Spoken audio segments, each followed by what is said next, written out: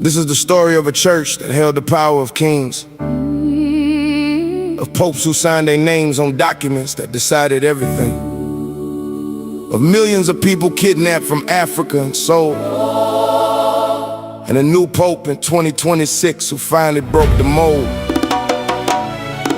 His name is Pope Leo XIV, born Robert Francis Prevost, a man from Chicago, but his roots go deeper than most. In the year 1452, Pope Nicholas V put pen to paper. He issued a bull called Dum Diversus, a world-changing caper. He told King Alfonso V of Portugal, go ahead and conquer, invade, search out, capture every pagan, every non-believer, reduced them to perpetual slavery. Those were the exact words, and the Catholic Church gave it the stamp of God. That's what occurred. Then in 1455 came Romanus Pontifex, another official letter. This one locked sub-Saharan Africans in the chains, even tighter and better. Pope Calixtus III renewed it in 1456. Sixtus IV in 1481. Pope Leo X confirmed it again in 1514. The damage was done. Spain got authority over the Americas through similar papal decrees, and millions of Africans were shipped across oceans in chains on the seas. The church told the world that enslaving pagans was an act of charity, that bringing them into Christianity justified their captivity. This was the doctrine of discovery, blessed from the Vatican's throne. Portugal and Spain built their empires on bones, on blood, on stolen homes. 18 centuries passed before the church said this was wrong.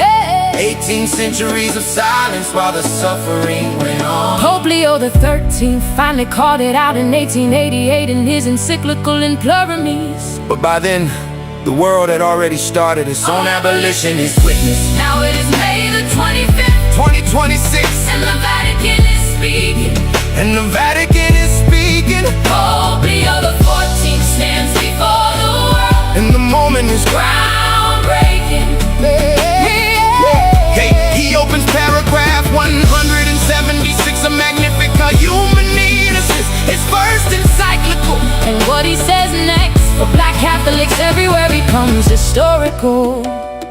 It is impossible not to feel deep sorrow for the suffering and humiliation endured by so many. For this, in the name of the church, I sincerely ask for pardon. And he meant every penny. Now here is what makes this pope different from every pope before. His own blood carries the story of slavery right to his core. His maternal grandparents were Joseph Martinez and Louise Baquier. Census records described them as black and mulatto in the USA. Martinez was born in Haiti. Baquier was born in New Orleans. Creole people of color, that is what his family history means. His ancestor Marie-Louise was born into slavery in Louisiana soil. She broke free and became a landowner through generations of toil. Another ancestor, Marie Jane, gained her freedom and owned over 1,000 acres. But also owned 20 enslaved people. The Pope's family tree carries both makers and breakers. He stands at the intersection of those who were chained and those who held chains. And he chose to stand before the world and acknowledge all of that pain. The encyclical is not only about slavery, it is also about artificial intelligence, about how the digital revolution creates new forms of human indifference, about miners in poor countries digging rare minerals for AI chips with no protection. Leo links the transatlantic slave trade directly to today's forms of exploitation and subjection.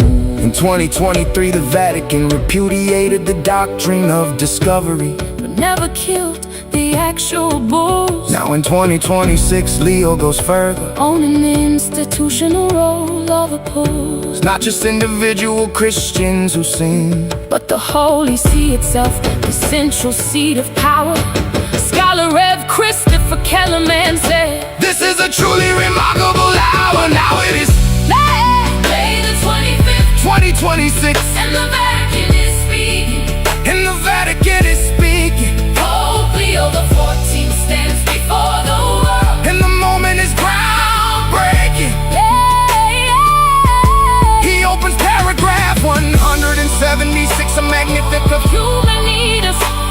first encyclical. And what he says next for black Catholics everywhere becomes historical. Neither can we deny or diminish the delay with which the church came to denounce slavery.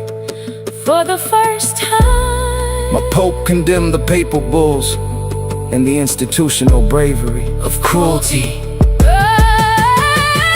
Historian Shannon D. Williams said the church was never an innocent bystander. Black Catholics waited generations to hear the Vatican Stop its wonder. Anthea Butler from Oxford said this apology was necessary and overdue. The Knights of Peter Claver, The largest black Catholic lay organization, said thank you.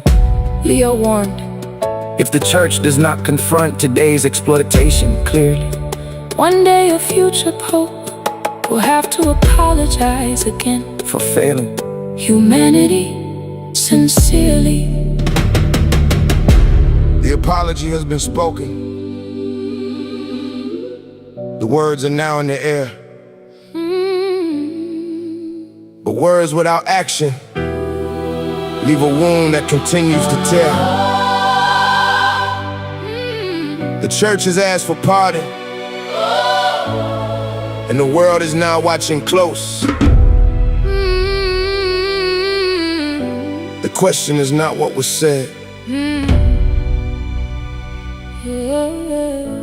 The question is, what comes next? The most.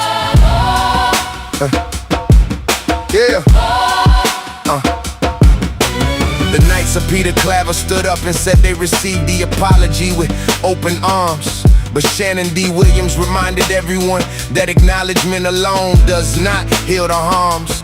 She said the Catholic Church was never an innocent bystander in white supremacy's rise.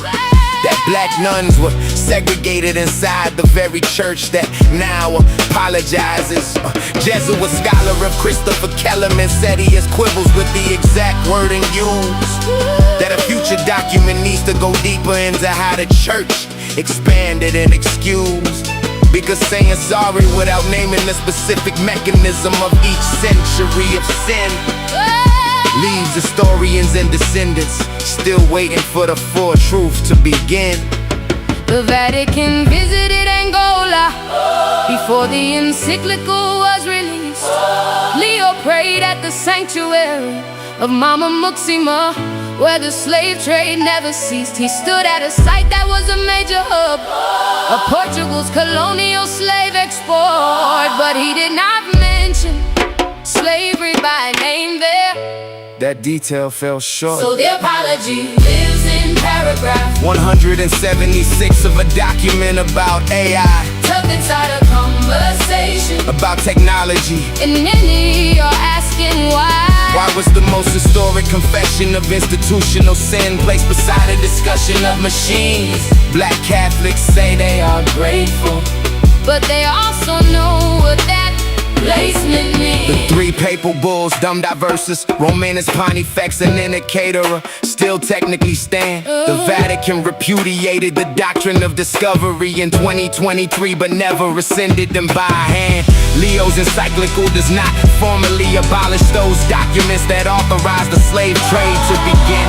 Scholars say the church must now go further and officially bury the bulls that legalized the sin. Robert Francis Prevost carries the blood of the enslaved and the enslaver in the same veins. He sits in the chair of Peter, the highest seat of a church still untangling its chains. The apology of 2026 is historic. Nobody is taking that away, but history will judge, not the words spoken on May the 25th. But what the church does from today.